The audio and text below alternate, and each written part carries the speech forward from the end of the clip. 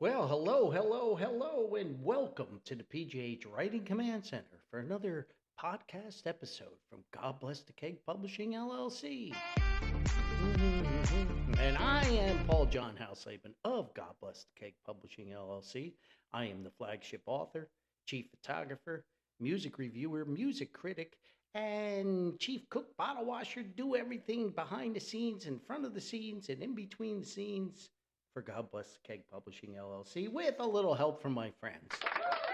Yeah, and some of my friends are here today. It's been a tumultuous week and it's been so busy. Oh my goodness gracious. And I'll get to that in a minute. But if you are a long-time listener, welcome back. If this is your first time tuning into the podcast with this crazy guy from New Jersey, then welcome. And we're just thrilled you're here to join us today for this podcast episode. And this is going to be a continuation. This is part 3 of the magic of radio. Radio, my favorite subject, one of my favorite subjects. But before we get into the podcast, let me rattle these pages for dramatic effect. This podcast, and you want to get your little Orphan Annie decoder pins out. Don't let me forget that important part. This podcast is proudly sponsored by Corporate Facilities Group Incorporated, the leader in technical consulting, facilities maintenance, facilities management, and operations, as well as property maintenance and management services throughout America. And now, CFG Incorporated is proud to announce a new department, a new initiative, headed up by the amazing Mr. Steve McMillan. All right, Steve brings his many years of experience as he manages pre-construction services and estimating for residential development, residential renovations, and light commercial projects for CFG Incorporated. So before you spend big bucks on a project, let old Steve Aruski check out the contractor's scope and price and make sure your hard-earned money is going in exactly the right place. Don't get snookered. There's a lot of schnookering going on out there. So check a CFG out on the web at www.corporatefacilitiesgroup1.com. That's www.corporatefacilitiesgroup1.com. You can also click on the little link koozie in the podcast episode website and let the magic of the internet take you to the CFG website. So many thanks to Lydia, Steve, Liliana, Smokey the kitty cat, and Summer the dog at CFG Incorporated for sponsoring the podcast. It's really, truly appreciated. Thank you so much. And if you are interested in sponsoring the podcast, please send us an email to godblessthekegpublishing@gmail.com. That's godblessthekegpublishing@gmail.com.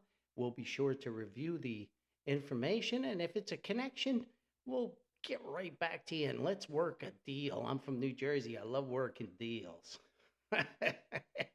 And if you have a charity, if you have a goodwill event, a special event, I know the holidays are coming. Halloween's already in the rearview mirror. It's going to get crazy busy. But if you have a special event for a charity, goodwill initiative, and you would like Paulie to mention it on the podcast, send us an email to godblessthekegpublishing@gmail.com, and we will try to squeeze it in here on the podcast. I have one here today. It is for Veterans Day, and let's hear it for our amazing veterans. Oh, my goodness gracious. And this one is a Veterans Day ceremony. It is on the 11th of November at 11 a.m. So, 11 a.m. I love that. It is in my old stomping grounds, Butler and Bloomingdale, New Jersey, at Sloan Park in Bloomingdale, New Jersey at 11 a.m., 101 Hamburg Turnpike, Bloomingdale, New Jersey, 07403. They are having a special Veterans Day ceremony there at Sloan Park, honoring all veterans. So if you're in that area, be sure to check it out. And on Veterans Day, shake a veteran's hand and say thank you. It's a wonderful thing. So once more, if you have any special events, send them ahead to Paulie and we'll check it out. So here we are. I just mentioned Halloween is in the rear view mirror. and it was a crazy busy week. It was my birthday this past week, and I'd love to just thank everybody. I don't really celebrate my birthday, so it's just a day, but some of my friends and they surprised me with this birthday celebration. That was really really nice of them. So I like to thank the amazing Callie Rose of God Bless the Keg Publishing LLC and the Summer Siren Amber uh, for jumping in, and my good friend Courtney and my family and everybody who wished me a happy birthday. I got these fantastic cards, and I might have gotten some beer. we could we could always use that, right, guys? And stay out of my refrigerator. That's my birthday beer. It's special. And I got balloons. I got a little plant. It was just, and got lots of cards and letters and emails. It was just a lot of fun. But thank you. And we also released a book this past week. We put together a compilation, the best of my flash fiction. I look back and I can't really imagine, right? And I think it's 5 volumes of flash fiction pieces, and I really enjoy flash fiction. We have the series Flashes, Sparks, and Shorts, with Flashes being flash fiction pieces, approximately 1,200 words or less. Is a flash fiction piece, and some people argue it goes up to 1,500. Some people say it's 1,000 or less, whatever. And the shorts are little inspiration or humorous little tidbits mixed in, and then we have correction, the sparks. The sparks are little inspirational pieces, and then the shorts, of course, are short stories. So we mix them up into these volumes, and we released 5 of those. And I decided, having a couple beers with a friend, which seems to be a pattern of inspiration for me, I decided to put together the best of the flash fiction pieces. So during the summer, I studied all the pieces, and we selected what we thought was the best of the flash fiction pieces, and I stuck a short story in there. Because to have sparks and flashes, you gotta have a short circuit, you see? So I had a short story that I thought was a little overlooked, and I always liked the story. So I stuck that in there to create the sparks. And then we had about 10 flash fiction pieces that I had in the vault. And we studied those, and 8 of them, approximately 8 of them, were good. 2 were horrible, and I know why I put them in the vault. So we added the unpublished pieces into this compilation. We call it the best of the flashes. So that was released this week, and it's gotten a lot of great feedback. I got a wonderful email from some reader just a day or so ago. We just released the book, and sent me a nice email. So I thank everybody for that and the support. And maybe in one of these podcasts, I guess I'm overdue to answer questions, but we got a lot going on. And today, I would like to dedicate this podcast episode, Magic of Radio, to one of the best radio men I ever encountered. Great radio man, the late, great Robert Nauman, Whiskey 5 Oscar Victor, formerly Whiskey Alpha 2 Oscar Victor Echo, and Kilo Romeo 2 Juliet. Had a lot of call signs, and loved Bob. Great guy, great radio man. So da-da-da-da-da-da to the great Whiskey 5 Oscar Victor, who we lost. He's now a silent key. We lost him way too early. But the magic of radio. So this is part 3, and here's one of my favorite noises. Radio static and tuning around the band. So we talked in the other parts,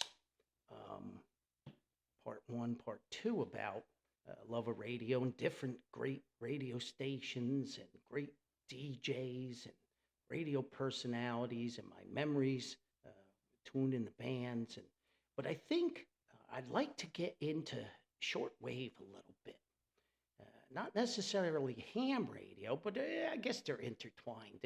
And my path with radio I mentioned building crystal radio with my old man, but it really started, and that started it, and then it really took off with a Christmas present that I got, which was a few years after the other radio, and this was a shortwave radio kit. And some of you guys out there, you might remember Heathkit. And for me, Heathkit was out on Route 4 in Fair Lawn, New Jersey, a hop and a skip from Patterson. In fact, Whiskey 5 Oscar Victor actually worked at Heathkit at one time. Bob worked there.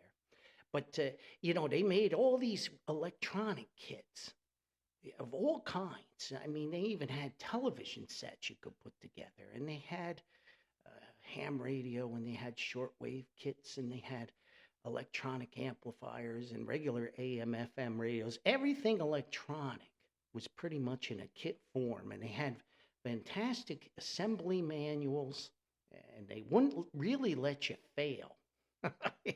Even a novice, certain kits were complicated, but even the simple kits, a novice who maybe never even soldered before really could assemble the electronics. And this was a golden age of electronics for me. And I finally, for Christmas one year, I got this shortwave radio kit. And my dad, the old man, in fact, this is in, oh my goodness, the Christmas collection, Reflections. It's a short story called The Radio, about how we built this radio over the Christmas holidays. My old man always was off on Christmas to New Year's. And my Uncle Ed, the great Uncle Ed, loved that man to death. He was just a fantastic human being, and I miss him.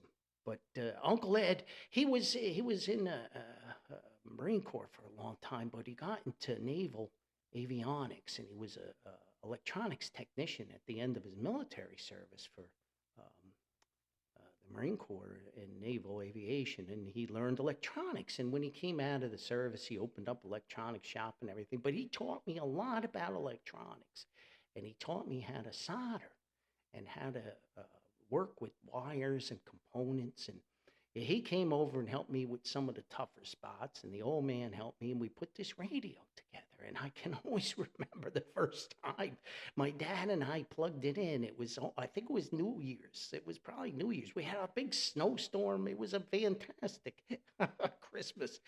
And we plugged this in, and I expected smoke to come out of the back of the radio and it to incinerate in front of my eyes, but it worked. The dial light lit up and it glowed, and we hear the static.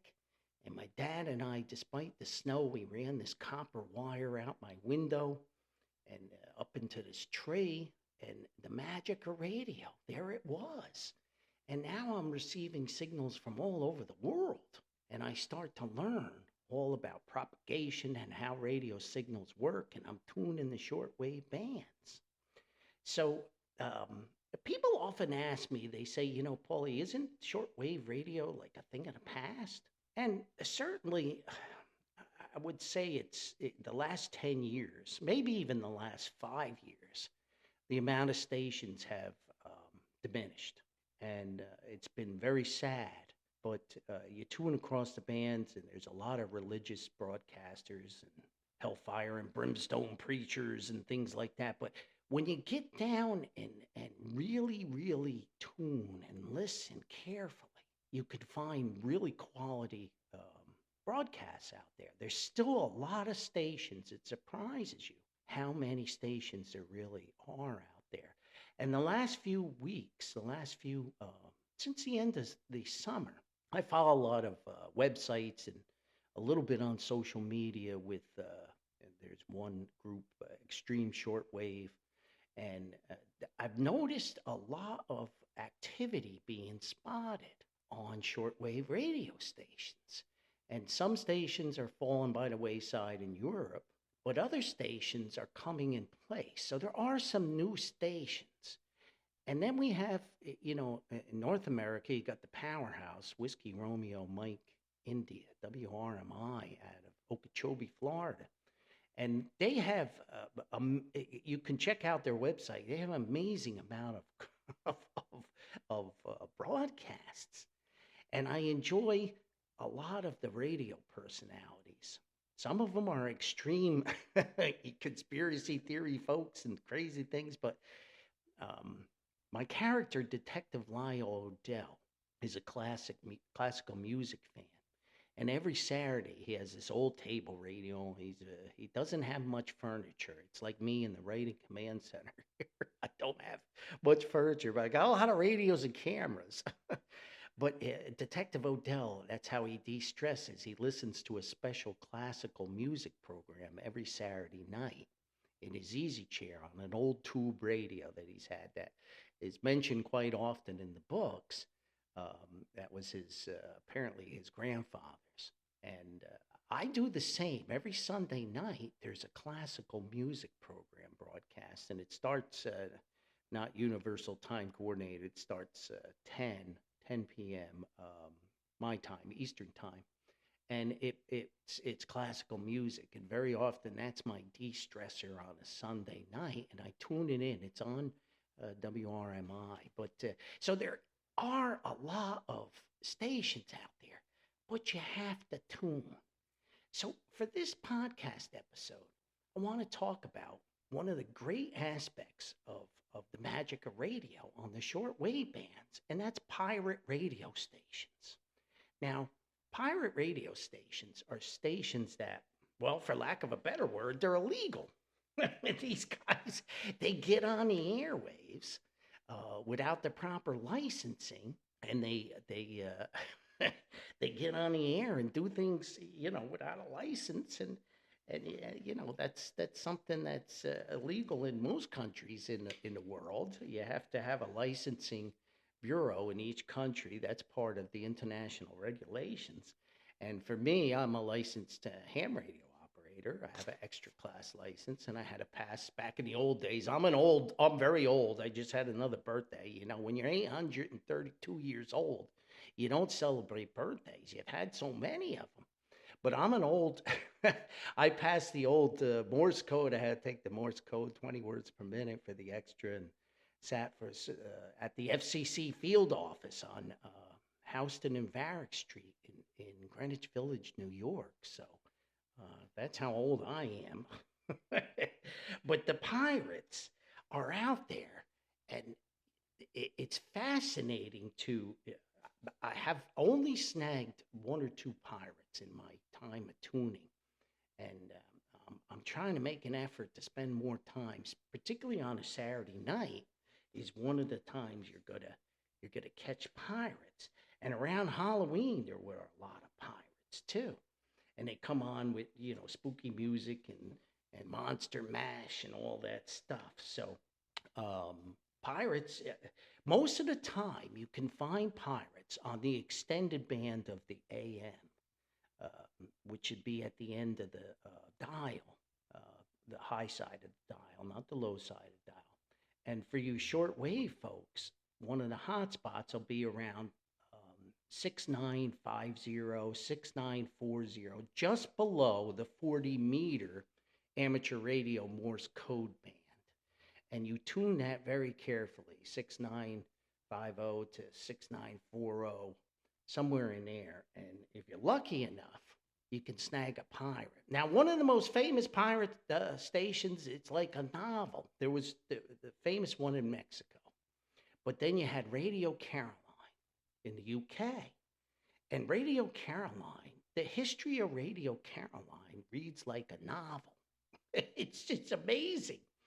And they couldn't get a license, and they were rock and roll music, and they went aboard a ship, and there's been a number of different crafts over the years, and they went out just beyond the territorial limits of where supposedly jurisdiction ends, and they're in international waters or whatever, and they're broadcasting big time power.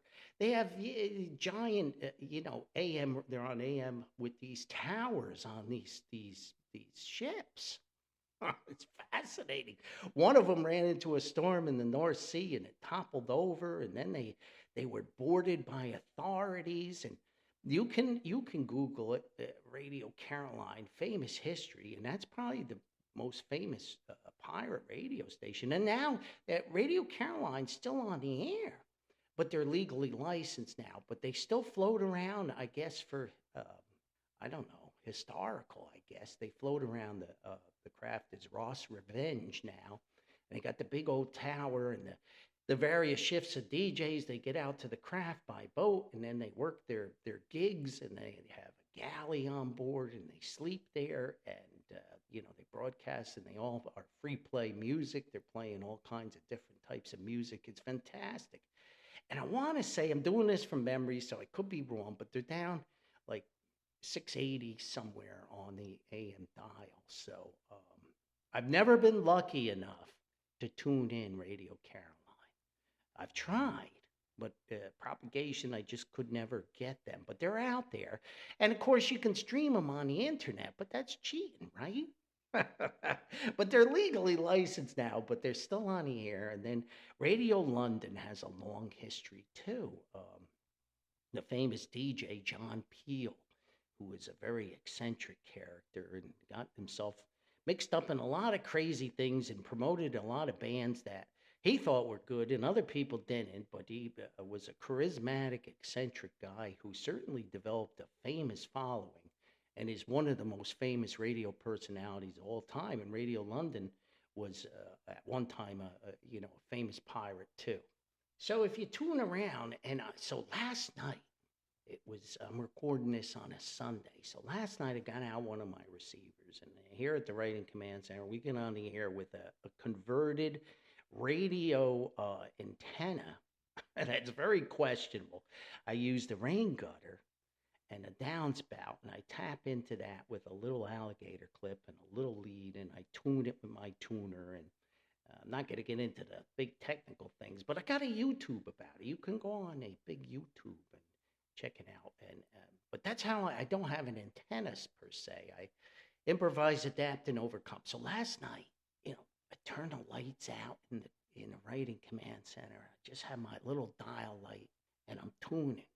Now, I mentioned one of the hot spots be like 800 to 7,000 kilohertz, and I tune that real careful. Now, here's the caveat for you: if you want to try to, pick up a shortwave radio, or you get something on the used market or whatever. Here's the caveat. A lot of pirates will use what's called single sideband transmissions to keep their bandwidth narrow, not necessarily the old AM modulation. So if you can pick up a shortwave radio that has single sideband capabilities, you might snag some pirates a lot easier than with just a AM shortwave radio. So keep that in mind. But you can find pirates on the FM band. I mentioned AM, the medium wave, which would be on the extended band, like I said, 1610 to about 1710. And you can also pick up pirates on FM. 87.9 is a common pirate frequency, but FM has a limited range. Don't forget, the air gets clear in the wintertime, in the fall of the year, no more thunderstorms. Static across the world is at a minimum, and that's a tough bargain. You're going to have to be close to an FM pirate. And with the Part 15 in America, the FCC rules, there's no license required for these small little transmitters that qualify. And you're talking about a peanut whistle signal. I think it's less than 100 milliwatts. And the antenna is restricted to being attached to the radio. And very often you see these little transmitters are used for publicity or sales or marketing. Like realtors will use them for a house. And they put their for sale sign and they say, for details, tune your car radio to such and such frequency. And you got to be like right in front of the house, and the little transmitter is telling you, hey, it's 3 bedrooms, it's 2 baths, it was built in 1985, blah, blah, blah, blah. And they give you their sales pitch. That's the low power, no license radio transmitter. Now, if you're a pirate radio guy, you cheat. You put up antennas you're not supposed to put up, and you get on the air for a short amount of time and you broadcast. So those are the hot spots. So last night I was tuning around and being real careful, sipping a nice scotch, and my headphones on, and all the lights are out in the command center, and I'm trying to pick up a pirate. And I struck out, didn't get anything. But I'm not going to give up. I'm going to keep probing around. And that's the magic of radio, folks. That's the magic. You see, you never know when you spin that little dial what station could be lurking on the other side. And boom, you can snag somebody. And one of the big attractions for me, even as a ham radio operator when I first started, and now, of course, everything's changed. Everything always changes. And it's not as, people say, oh, Paulie, you dwell in the past. Well, sometimes the past is better. But when we used to have two-way communications and confirmations of our contacts on the ham radio bands, you sent what's called a QSL card. And basically, that's just a postcard, and it has your call sign and your location. Some guys got beautiful pictures. I have an amazing collection of QSL cards over the years, and you mail it to your fellow buddy, and you're like, we contacted CW on 7.030 kilohertz. You were 599, I was 579, 73. And that was a confirmation, and you can get awards and submit your QSL cards for that. A lot of that is gone. Now, part of it is because the postage is so expensive. It used to be cheap, a postcard. You just stick it in the mail and you get one back, and you have these cool collections, like collecting stamps or collecting anything else. And some QSL cards were famous. They had, I remember a Greek radio station had all these beautiful women on a nude beach. His QSL card. Everybody wanted to contact him just for his QSL card to put it on the wall. Some of the large radio stations, even on AM, would send out QSL cards. If a guy in New York picks up a California station or a Chicago station, to send a QSL card to the chief engineer, and they would send you a QSL card. And that was marketing too, but it was also the chief engineer could see how his signals were propagating, and they could see what their coverage was in the old days. Now, a lot of shortwave stations still send QSL cards. I got a QSL card, postcard, a regular old-fashioned one from WRMI. Sent it out about a year ago, and it came right back in the mail. It's fantastic stuff, and it's so much fun to collect these. And so QSL cards now are mostly done electronically, of course. And there's websites that, you exchange it, and you can print it out if you want to, but it just doesn't have the same feel as an old-fashioned QSL card, in my opinion. And a lot of guys would get all these QSL cards and collect them to submit for awards. And there are shortwave listening awards and contests that you can compete in. You can go on these websites and you can do the internet search and find them. And but collecting QSL cards is fantastic. And these pirates come on, and of course they're operating illegally. Some of them are in neighborhoods using the Part 15 transmitters. Some of them are out at sea. Some of them are wherever, but they don't want to say their location, So they'll say, hey, for a reception report, send your reception report to P.O. Box 1234, blah, blah, blah, blah, blah. And they'll give a P.O. box so that the authorities can't come. Like on Radio Caroline, they stormed the boat one time, the authorities. And a guy, you got to read the story of Radio Caroline. He hid the transmitter parts, and then they got back on the air.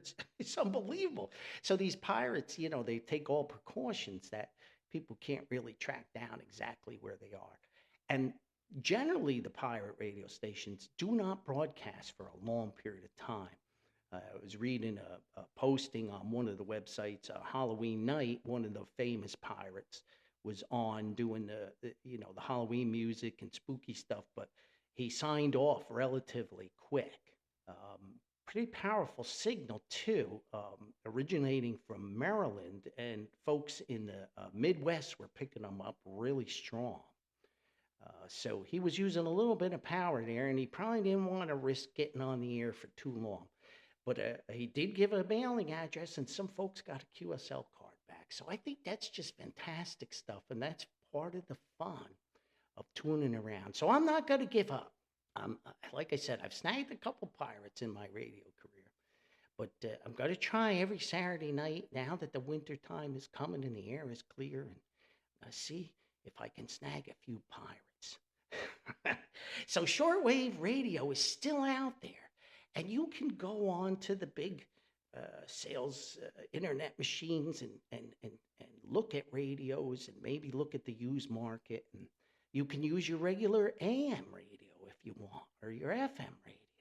There were guys a few years back, and this is a little creepy now, when those baby monitors that people used to put in the nursery before all this technology, and I think they broadcast just below the 6 meter ham band, like at 52 megahertz. And they would go around neighborhoods. This is a little creepy, in my opinion. You can pick up some crazy noises inside people's houses. And, not just baby Huey crying. But they would pick up baby monitor signals that were I'm not making this up, folks. I'm not. You can go, and they would have this website of postings of picking up baby monitor signals. So that's the magic of radio. Everything that's up there floating around right now above your head, think about it. You got music, you got news, you got sports, you have all this stuff. And there's something so simple about turning that radio on, and something so easy, and something so magical. For me, it's the ultimate entertainment. And I mentioned how I listen and prefer to listen to sports on the radio. It's just something I enjoy. And I can do other things and have it on in the background. And all these great personalities over the years that were on radio. And now that it's run by these big corporate things, I think we're losing that. And I don't want to lose that. And that's why I recommend shortwave. So maybe check it out. I know everybody, money's tight and it's not easy to spend a lot of big bucks on radios, but I don't think you have to. Nowadays, they have these SDRs where all the various stages, when I used to troubleshoot electronics, the IF stage and the third and the first and the second stage, and all the coils and transistors and tubes and all that. Now all that's gone. It's all built into chips. And I don't know if they're as sensitive as selective as they should be, but hey, that's technology. So you could pick up one of those radios for fairly cheap and maybe string a little copper wire in your living room. Don't get in trouble with the wife or your mom. You could get the wire near a window or even outside. You'll never know what you're going to pick up, you see? And that's the magic of radio. And that's, to me, there's nothing like seeing that copper wire glistening in the air, trying to capture some exotic radio station in some far-off land. And for me as a ham, being able to transmit too, I never know where my signal is going. And I mentioned some of the other ham radio modes. And as a shortwave listener, you can even get involved in a whisper, weak signal propagation reporter. You can't transmit, but you can use a receiver and hook up to the internet and post your whisper signals that you receive out on the whisper map. So there's just so many things you can get into. Or maybe you just want to tune around the AM band. Maybe you're a football fan or a baseball fan or a hockey fan, and on a Saturday night you want to listen, you're in New York and you want to listen to the Chicago Blackhawks, and you try to capture that on radio. And that's what I did as a young man. And it led to an amazing career for me. Military radio and ham radio and shortwave, and even to this day I enjoy it. So that's the magic of radio. Pirates are out there, and classical music, and check it out. And maybe it's just something that maybe this podcast will inspire you, and you'll have a wonderful time with it. You don't have to spend $1 million, and just do what your budget can afford. So there we go, Magic of Radio, and I want to announce a special in honor of the Magic of Radio and Whiskey 5 Oscar Victor. Paulie is, I recently had, I'm going to call them QSL cards printed up for the podcast.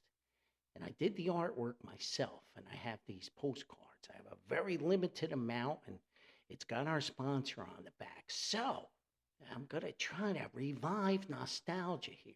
If you send us an email to the godblessthekegpublishing@gmail.com, and you include, hey, Paulie, I listened to podcast episode 12. You were talking about the Magic of Radio Part 1 or Jethro Tull review or whatever. Send us what episode you listened to. Send us the date, the time, and the app, the way you listen, be it on the Spotify or the big Amazon or the YouTube or the Apple or whatever. And include your mailing address, your name, your mailing address, and just report on the podcast. We are going to send you an authentic, and I'll sign the back of it and say, hey, thanks. And 73, I'm going to send you back an official QSL postcard for the podcast from Paulie and God Bless the Keg Publishing, LLC. How about that? And I do have only a limited amount, so hey, if that's something you want to participate in, send it to the godblessthekegpublishing@gmail.com. Include all that information and your mailing address, and we're going to, free of charge, stick it in an envelope and send you this Collector's Podcast QSL card. And that's my honor to the Magic of Radio. So, hey, thank you so much for tuning in. Thank you for all the kind feedback on the Halloween, on the spooky season.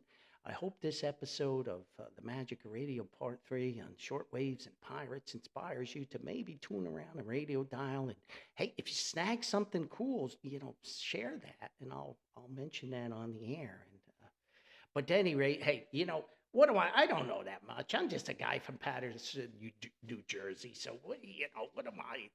Who knows? At any rate, hey, please be kind, be gentle, be very tolerant. Remember, kindness is for free. Spread it around as much as you can.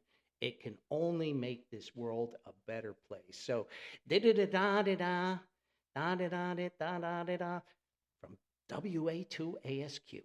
Go search some pirates and have a great time. Hey, we'll see you next time. Thank you for tuning in. Bye-bye.